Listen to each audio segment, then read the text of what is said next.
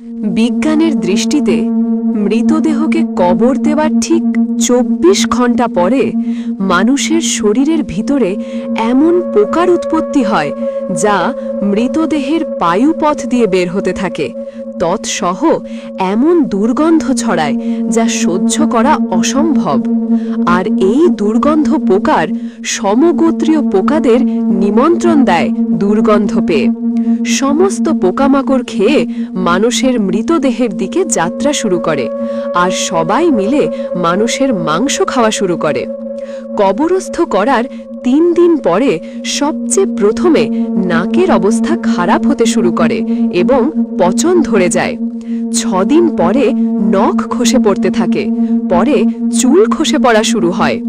মানুষের শরীরের সমস্ত লোম ঝরে পড়ে আর পেট ফোলা শুরু হয়ে যায়।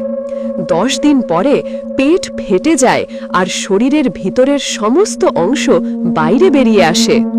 ৭ দিন পরে মৃতদেহের শরীরে সমস্ত মাংস শেষ হয়ে যায়।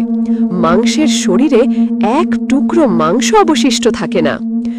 ২০ দিন পরে সমস্ত হাড় একে অপরের থেকে পৃথক হয়ে যায়।